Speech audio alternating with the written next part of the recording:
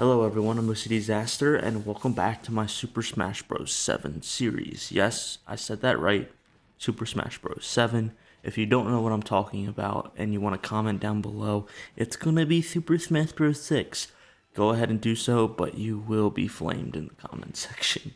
Anyway, this is the fourth episode, maybe fifth episode of what I think the next Super Smash Bros. Installment is going to be, what it's going to contain.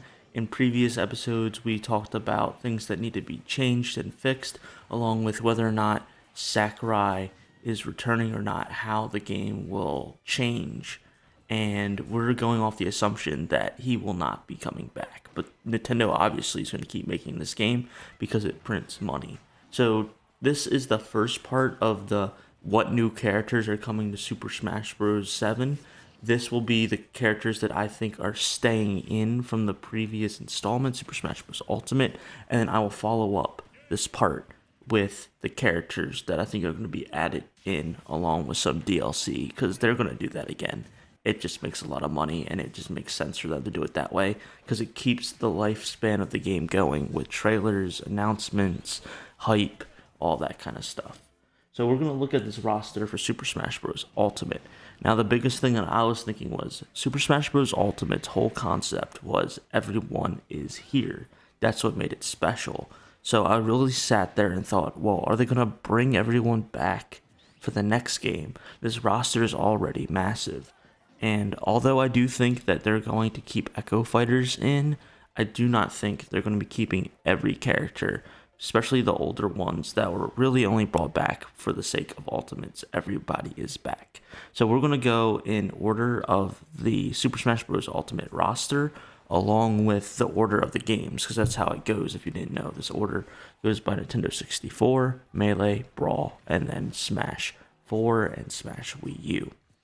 So first we have the 64, the Smash 64 characters. They're all coming back. They're grandfathered in at this point. These are the ones that we're getting, along with the Echo Fighter, Dark, Samus. Now, whether or not movesets or looks will change is up for debate, but I think this is basically the standing roster that we're always going to get. I'm hoping Luigi has more Luigi Mansion style moves, and I hope they really rework Mario's moveset to do something different with the character. Perhaps something regarding Mario Wonder. We'll have to see. Then we have the Melee characters. I don't think Sheik is returning. I think that they are done with the character now that Zelda can't even change into Sheik. I think they will replace Sheik with a different Zelda character. I don't think Dr. Mario or Pichu are returning. They were basically in because everyone else was added back into the game. Pichu was super strong and broken at the beginning of Ultimate's lifespan, but has since been nerfed, and it's just really not, a vital character to use, whereas Dr. Mario is so slow and just so clunky in comparison to Mario. They're probably going to want to put in a different spot for a Mario character.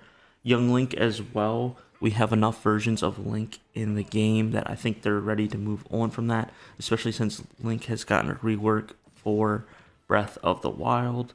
And then Mewtwo is not here, and Roy. Roy is kind of out. He's no longer really that relevant in the Fire Emblem series, to my knowledge, and so I think it's time. I know a lot of people are going to be upset, but I do think it's time to add in more different, diverse Final Fantasy characters. I said Final Fantasy. Different, diverse Fire Emblem characters. Chrom is going to stay in. He was basically the echo of Roy, but he can now be the replacement for Roy because of his relevancy in Fire Emblem. For Brawl, we have a few people that I don't think will be returning. Solid Snake was really difficult to get into the game to begin with, so I think he is out. Pokemon Trainer, they're fun to play as, but I think their Pokemon are so old that they might want to shuffle out the roster for the Pokemon characters for more modern and relevant ones. Toon Link, like I said, we had so many versions of Link. I think they're really going to try and push out some more different, diverse Zelda characters instead of having 3 different Link versions. Wolf is no longer going to be added either because, I mean, come on, who really plays Wolf? We're fine with the clone of Falco and Fox and just leaving it at. Next, we have the Smash 4 and Smash 3DS characters. I think they're all coming back. I think they're all relevant. I think they're all fresh. And they did a really good job diversifying that roster with a bunch of different characters. So I think we're all set for the Smash 4 and Smash 3DS characters, along with the newcomers for Smash Ultimate. They just got in. A lot of people liked their additions, such as Inkling, Ridley, Simon, K. Rool, Isabelle, and Incineroar. So I also think that they will be making a return. Now, I was sitting on the DLC characters for a while. In Smash history, the DLC characters have made a return in some grand shape or form. So first I looked at the Fighter Pass and was thinking of the Nintendo characters at least. Nintendo DLC will return. Piranha Plant, Byleth, Min Min, unfortunately, Pyramithra, and they're not DLC, but I just had them at the end here, the Mii characters. So I do think these are all making a grand return. So that warrants the question, what about some of these other third-party DLC characters? And I think that we're definitely going to be getting Joker, Hero, Banjo, and Terry back. They're iconic characters of their series, and they just are a staple of the DLC.